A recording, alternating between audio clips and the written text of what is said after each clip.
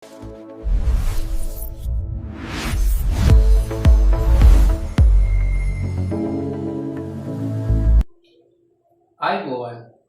අපි අද කතා කරන්න යන්නේ මහාන්ත්‍රය පිළිබඳව. අපි කලින් වීඩියෝ එකේදී කතා කළා කුඩාන්ත්‍රය සහ ඒ කුඩාන්ත්‍රයේ කාර්යයන් පිළිබඳව. අද අපි කතා කරමු ජීර්ණ පද්ධතියේ අවසාන කොටස වශයෙන් තමයි අපි මේක සලකන්නේ. මහාන්ත්‍රය කියලා කියන්නේ ජීර්ණ පද්ධතියේ කුඩාන්ත්‍රයට වඩා පළලින් වැඩි. සාමාන්‍යයෙන් මහාන්ත්‍රයේ දිග අපි ගත්තොත් මීටර් 1.5ක් පමණ දිගයි මේ මහාන්ත්‍රය කියන කොටස. ඒ වගේම කුඩාන්ත්‍රයට වඩා පළලින් වැඩි සාමාන්‍යයෙන් සෙන්ටිමීටර් 6.5ක වගේ විස්කම්භයක් මේ මහාන්ත්‍රයට හිමි වෙනවා. ඒ වගේම තමයි උදරච්ඡදය මගින් මේ මහාන්ත්‍රය අපේ අපර උදර බිත්තියට සම්බන්ධ වෙලායි තියෙන. ඒ නිසා නිශ්චිත හැඩයක් මේ මහාන්ත්‍රයට තියෙනවා. සම්පූර්ණම කුඩාන්ත්‍රය වට කරගෙන තමයි මහාන්ත්‍රය පිහිටලා තියෙන්නේ. ඒ වගේම අපිට මේ මහාන්ත්‍රය කොටස් කීපයක් යටතේ කතා කරන්න පුළුවන්. මහාන්ත්‍රයේ ආරම්භය සිද්ධ වෙන්නේ කුඩාන්ත්‍රයේ අවසාන කොටස වන ශේෂාන්ත්‍රක මහාන්ත්‍රක කපාටයෙන්. මෙතනින් ආරම්භ වෙන මහාන්ත්‍රය උණ්ඩුකය, ඊළඟට මහාන්ත්‍රකය, ඊට පස්සේ ගුද මාර්ගය, අවසාන වශයෙන් ගුද නාලය කියන කොටස් හතරෙන් යුක්තයි. මේ කොටස් හතරෙන් යුක්ත මහාන්ත්‍රය තුල ජීර්ණ ක්‍රියාවලිනුත් යම් ප්‍රමාණයකින් සිද්ධ වෙනවා. අපි කතා කරා කුඩාන්ත්‍රයේදී සියලුම මහා පෝෂකවල ජීර්ණය අවසාන වෙනවා කියලා. හැබැයි අපි මහාන්ත්‍රයට එනකොට ඛනිජ ලවණ කීපයක් තියෙනවා මහාන්ත්‍රයේදී අවශෝෂණය වෙන. ඒ වගේම මහාන්ත්‍රයේ කාර්යයන් ගැන කතා කරොත් ජලය, මං කිව්ව ඛනිජ අවශෝෂණය, ඒ වගේම සමහර ඖෂධ වර්ග අවශෝෂණය සිද්ධ වෙන්නේ මේ මහාන්ත්‍රය තුලදී. ඒ වගේම තමයි මේ මහාන්ත්‍රයේ ස්නේහණයට උදව් වෙන ශ්ලේෂ්මල ශ්‍රාවය කිරීම සිද්ධ කරනවා. එතකොට තමයි මේ මල අපද්‍රව්‍ය පහසුවෙන් ගුද මාර්ගයට ගමන් කිරීම සිද්ධ කරන්නේ, ලෙස් ආයාම සිද්ධ කරන්නේ. ඒ වගේම මේ මහාන්ත්‍රයේ අපිට හිතකර බැක්ටීරියා වර්ග ශුද්‍ර ජීවීන් බිලියන ගණනක් ඉන්නවා. මේ කට්ටිය එකතු වෙලා තමයි මල අපද්‍රව්‍ය සෑදීම සිද්ධ කරන්නේ. මේ බැක්ටීරියා වලින් අපේ හෙමිසෙලියුලෝස් බිඳ වැටීම සිද්ධ කරනවා. ඒ වගේම මේ බැක්ටීරියා වල ක්‍රියාකාරීත්වය නිසා අපේ මහාන්ත්‍රය තුලදී පෝෂක වර්ග කිහිපයක් නිෂ්පාදනය කරගැනීමේ හැකියාවක් තියෙනවා.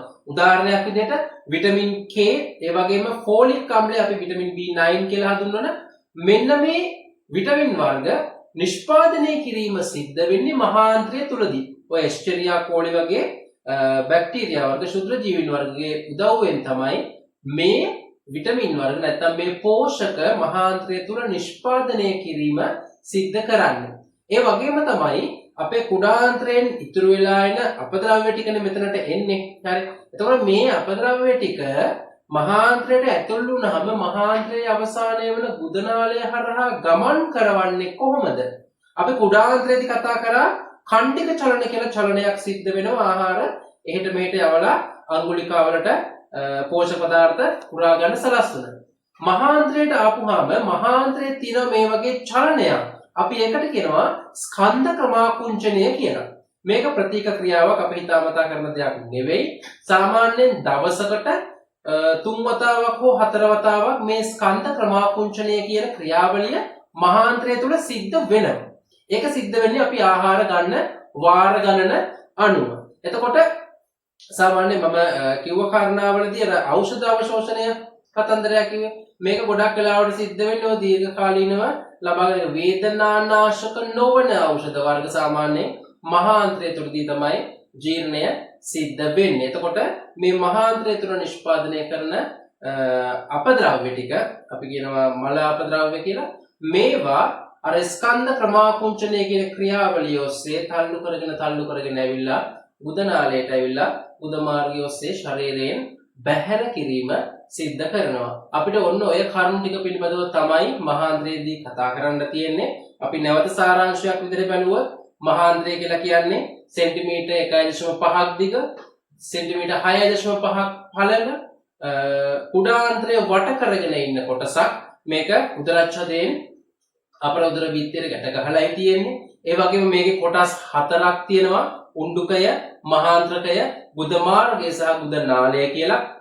මේක ඇතුලේ චලනයක් සිද්ධ වෙනවා. අපි ඒකට කිව්වා ස්කන්ධ ක්‍රමාකුංචනය කියලා. මහාන්ත්‍රයේ කාර්යයන් ගැන කතා කරොත් ජලය khනිජ ඒ වගේම ඖෂධ අවශෝෂණය සිද්ධ කරනවා ශ්ලේෂ්මල නිෂ්පාදනය කිරීම සිද්ධ කරනවා ස්නේහනයට උපකාරී වන ඒ වගේම එස්ටෙරියා කෝලි වගේ බැක්ටීරියා මගින් හෙමිසෙලියුලෝස් බිඳවට්ටලා මල ද්‍රව්‍ය නිෂ්පාදනය කිරීම කරනවා ඊට අමතරව පෝෂක පදාර්ථ කිහිපයක් නිෂ්පාදනය කිරීම කරනවා විටමින් K ඒ වගේම ෆෝලික් අම්ලය වගේ පෝෂක මහාන්ත්‍රයේ තුලදී තමයි නිෂ්පාදනය වෙන්නේ මේවා තමයි අපිට මහාන්ත්‍රයේ පිළිබඳව දැනගන්න තියෙන කාරණා අපි ඊළඟ කොටසින් මේ ජීර්ණ පද්ධතිය තුළ සිද්ධ වෙන කාර්යයන් එහෙමත් නැත්නම් ජීර්ණයට බලපාන සාධක මොනවද කියලා කතා කරමු.